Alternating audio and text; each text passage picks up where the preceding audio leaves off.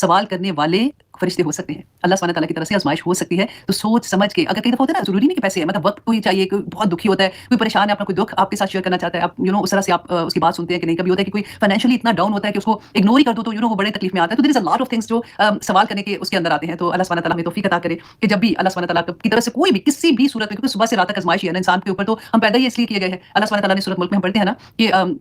تبارک الذی بیدہ الملک وہو علی کل شیء قدیر الذی خلق الموت والحیاۃ لیبلوکم ایکم احسن عملا، کہ اللہ نے پیدا ہی اس لیے کیا ہے تاکہ وہ آزمائے کہ تم میں سے بہترین عمل کون کرتا ہے، تو اس لیے one by one Hare class میں ہم ایک ایک چیز سیکھتے جاتے ہیں، ایک ایک چیز اپنی صفائی کرتے جاتے ہیں، اور آگے ہماری منزل چلتی جاتی ہے، آمین ثم آمین، اللہ سبحانہ تعالیٰ قبول و منظور کرے۔ اچھا جی، اب آتے ہیں ہم اپنی کلاس کی طرف، سورۃ بنی اسرائیل آیہ نمبر 72، اعوذ باللہ من الشیطان الرجیم، بسم اللہ الرحمن الرحیم۔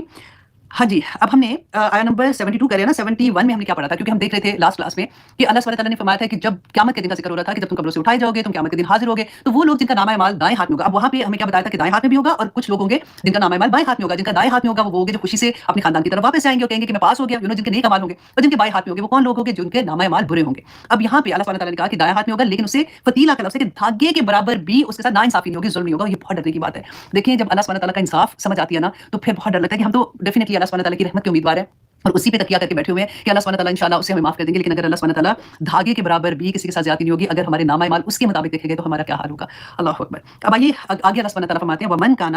کانا اور جو کوئی ہے فی ہذہ اس دنیا میں اعمیٰ اندھا۔ اب دیکھیں یہ سٹوری پڑھ کے ایسے ہمیں نہیں لگتا کہ کوئی پکچر ہمارے سامنے جیسے ایک ڈرامہ، ایک مووی کی طرح ہمارے سامنے آ رہی ہوتی ہے، کہ ایکچولی ہوگا کہ جب ہم قبروں سے اٹھائے جائیں گے تو ہم نے یہ پڑھا نا کہ انسان قبروں سے جس حالت میں نکالا جائے گا وہ اپنے اعمال کے حساب سے نکالا جائے گا، جیسے ہم نے پڑھا تھا جو تکبر کرتا ہے وہ چونٹیوں کی طرح نکالا جائے گا۔ اس کے علاوہ ہم نے ڈفرنٹ طرح سے پڑھا تھا، یہاں پہ آپ دیکھیے کہ اللہ سبحانہ تعالیٰ نے کہا کہ اندھا قبر سے اٹھایا جائے گا، کون اٹھایا جائے گا، فی ہذہ اعمیٰ فہو فی الآخرۃ، جو دنیا میں اندھا تھا۔ اب یہ وہ اندھا نہیں ہے جو ہمیں جسمانی طور پہ اندھے نظر آتے ہیں، یہاں پہ اندھا کون سا ہے، جو روحانی طور پہ جو دنیا میں اندھا تھا نا، اب آگے اس کے بارے میں آپ دیکھیے وَأَضَلَّ سَبِيلًا، اور وہ سب سے زیادہ بھٹکا ہوا ہے راستے سے۔ اب اس کے بارے میں آپ یہ دیکھیے کہ سورۃ طٰہٰ میں اس کی ایگزیکٹلی اس کی ڈیٹیل، اس کی تفسیر ملتی ہے اور جان نکلتی ہے آنیسٹلی کہ میں اور آپ دیکھیں الحمدللہ ثم الحمدللہ ہماری زندگی میں قرآن کھل گیا ہے، لیکن قرآن کھلنے کے ساتھ ہمارے اعمال کیسے ہیں، جو اصل مقصد ہے اس کا کھل بھی گیا، تو میں کہتی ہوں اللہ کا شکر ہے کہ قدم بقدم ہم نے چلنا شروع کر دیا، اور جن کی زندگی میں بھی قرآن نہیں کھلا مسلمان ہیں، ہمارے ہی بہن بھائی ہیں، تو تکلیف ہوتی ہے نا۔ اللہ سبحانہ تعالیٰ سورۃ طٰہٰ کی آیہ نمبر 124 سے 126 لکھ لیں تاکہ آپ لوگ بعد میں اس کو خود جا کے دیکھیں گے کہ اللہ سبحانہ تعالیٰ فرماتے ہیں جو میری یاد سے روگردانی کرے گا، ومن اعرض عن ذکری فإن له معیشۃ ضنکا